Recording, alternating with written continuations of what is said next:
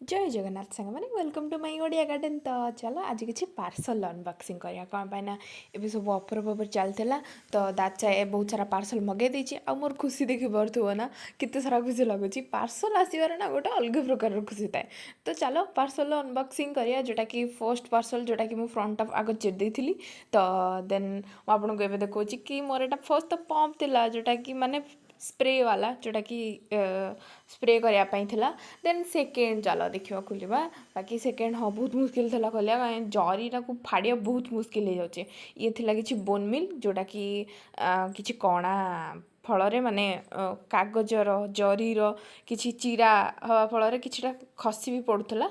Then मुझे देखिकी settle करके बागेकी धरिकी आपण मानक देखीदेली पूरा बड़ अक्षर भी देखते लिखाई बोन मिल्क आपण मानक देखा। तो चला बाकी स्प्रे रो किछि यूज देखई दूची बोन मिल तो एबे किछि यूज देखई पारबिनी कम ना वर्षा होची माने वर्षा चलीची माने मीन्स कि वर्षा लगातार होची दिन छाड़ी दिन नहले डेली वर्षा तो होची कंपलसरी। तो that's why MOIL bone meal देबिनी। तो रिपोर्टिंग भी नहीं रिपोर्टिंग रे बोन मिल दिया जाए।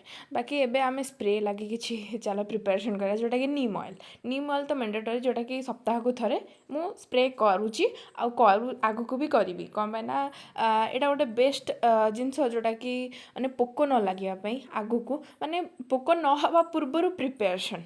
तो सेटा हला नीम ऑयल। तो चलो नीम ऑयल स्प्रे करिया जोटा कि मु बहुत दिन हेलानी नीम ऑयल स्प्रे कर नथिली कहीं मो पाखे स्प्रे नथिला। बाकी हाँ मु 2 सप्ताह थरे करथिली जोटा कि हमर आसे कूलिन स्प्रे ना से मु स्प्रे करथिली।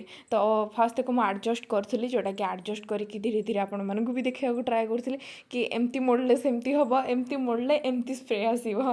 तो सेटा बाकी निजर साटिस्फैक्शन थिला देखेबार कौन अच्छी भाई लोक तो देखिले भी शिखिज सबकि।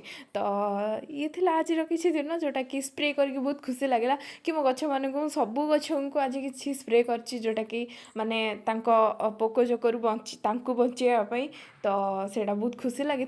बाकी हाँ आज दिन बहुत भल थिला। तो आपण दिन भी आज बहुत भल जाओ। तो thank you so much for watching. आ हाँ चैनल जदि नुआ अच्छा निहाती सब्सक्राइब करके जी आ छोटा लाइकटे भी करदे। तो चलो टाटा।